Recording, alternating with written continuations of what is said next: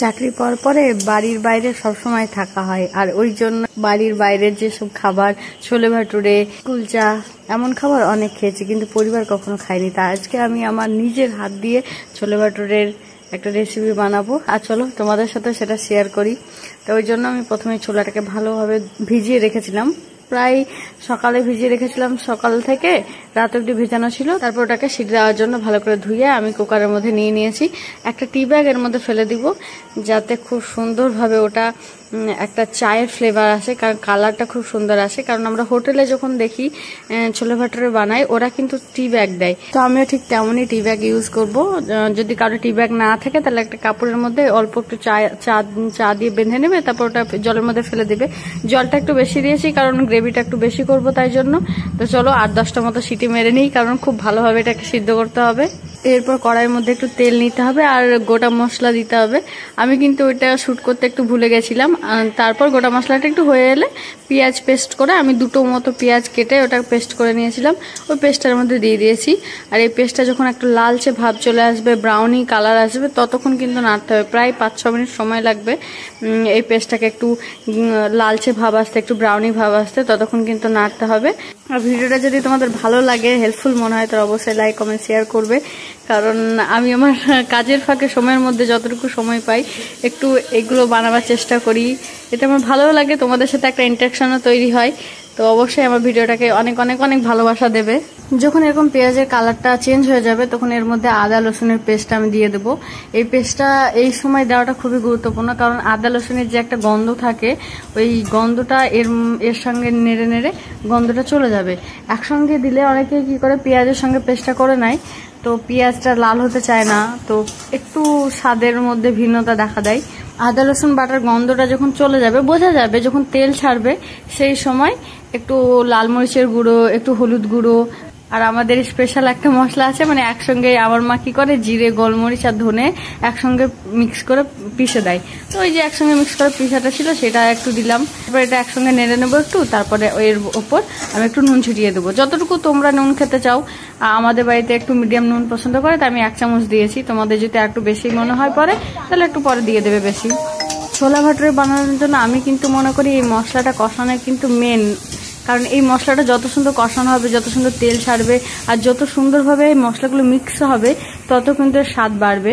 তো মশলাটা যখন ভালোভাবে মিক্স হয়ে যাবে, একটু তেল ছাড়বে, সেই মুহূর্তে আমি 2টো টমেটো আমি পেস্ট করে রেখেছিলাম, সেই টমেটো 2টো দিয়ে দিলাম, আর একটু জল ঝরিয়ে দিয়ে দিলাম।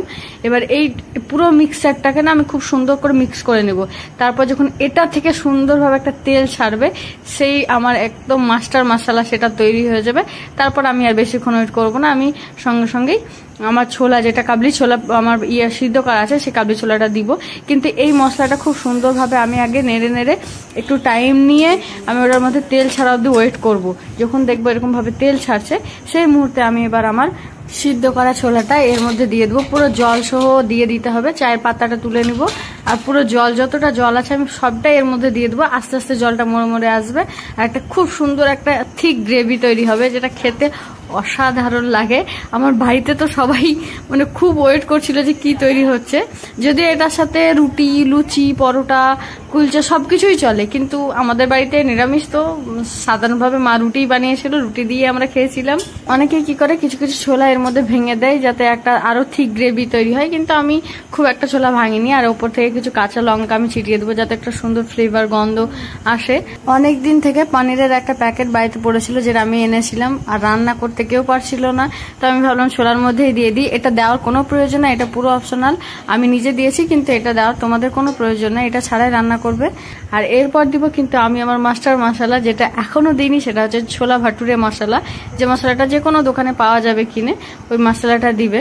এই মশলাটা দেওয়ার পর ছোলা ভাটুরের স্বাদটা না চরম লেভেলে একটা চলে যায়, এটা অবশ্যই অবশ্যই এটা দেবে। তারপর এটা দেওয়ার পরে সুন্দরভাবে নেড়ে নেড়ে আমি আরেকটু ঝোলটাকে মেরে দেবো। ছোলা ভাটুরের সাথে এত ঝোল ভালো লাগবে না, আর একটু ঝোলটা যখন কমে আসবে, তখন আমি এটাকে নামিয়ে নেবো। তারপর রুটির সঙ্গে সেইভাবে খাবো। পুরো মশলার স্বাদটাকে ব্যালেন্স করার জন্য আমি অল্প 1 চামচ মতো চিনি দিব, খুবই সামান্য অল্প, যাতে পুরো স্বাদটা একটু ব্যালেন্স হয়ে যায়। সত্যি বলছি, বাড়ির সবার খুবই পছন্দ করেছে, সবারই খুবই ভালো লেগেছে। সবাই বলছিল এটা খুবই সুন্দর একটা রেসিপি, মাঝে মাঝেই যেন আমি তাদেরকে রান্না করে খাওয়াই। আমি কিন্তু বাড়িতে বলে দিয়েছি, আমি একটা ভিডিও বানিয়েছি, ভিডিওটা দেখবে তোমরা নিজেরা রান্না করবে। তো তোমরাও এই ভিডিওটা দেখে অবশ্যই রান্না করে একবার ট্রাই করতে পারো, খুবই সুন্দর লাগে। বাড়ির যারা কোনোদিন খায়নি এসব জিনিস তাদের তো আলাদাই লাগবে। আর যেহেতু আমরা গ্রামের মানুষ, এসবগুলো খুব একটা খাওয়া হয়ে ওঠে না। এটা যখন এরকম হয়ে আসবে তখন এর মধ্যে আমি একটা ঘিয়ের ছোক দেবো। তোমরা অনেকেই যদি কারোর কাছে বাটার থাকে তাহলে বাটারটা এমনি দিয়ে দিতে পারো। আমার কাছে বাটার ছিল না, তাই আমি ঘিয়ের ছোক দিয়েছিলাম। তো কিছুটা পরিমাণ ঘি আর জিরের মধ্যে ঢেলে দিয়েছিলাম। জিরেটা দেওয়ার পরে জিরেটা একটু হয়ে আসবে তখন গ্যাসের ফ্লেমটা একদম পুরো অফ করে দিয়ে লাল লঙ্কা গুঁড়ো 1 চামচ কি 1.5 চামচ মতো লাল লঙ্কা গুঁড়ো আমি দিয়েছিলাম। তারপরে পুরোটা সুন্দরভাবে ওর উপরে একটা ছাক করে একটা আওয়াজ আসবে, সেই ঝোঁকটা চাই। ওই ঝোঁকটাই কিন্তু খুব সুন্দর ফ্লেভার আনে। কিন্তু আমি বারবার বলছি, যদি কারো বাড়িতে বাটার থাকে তাহলে বাটারটা এমনিই দিতে পারো, ওই কিউবসগুলো, তাহলে কিন্তু খুব সুন্দর টেস্ট চলে আসে। তো চলো আজকের ভিডিও জাস্ট এইটুকুই। তোমাদের যদি ভালো লাগে তাহলে অবশ্যই আমার পাশে থাকবে, এইভাবেই আমার ভিডিওকে আরো ভালোবাসা দিবে, লাইক কমেন্ট শেয়ার করে দাও। আর এই রেসিপিটা অবশ্যই একবার বাড়িতে ট্রাই করবে, দিয়ে সবাইকে খাওয়াবে, সবারই মন খুশি হয়ে যাবে। সত্যি দারুণ লজিজ হয়েছিল, খেতে খুব সুন্দর লাগছিল। তো চলো আবার দেখাবে নতুন ভিডিওতে, ততক্ষণের জন্য টাটা।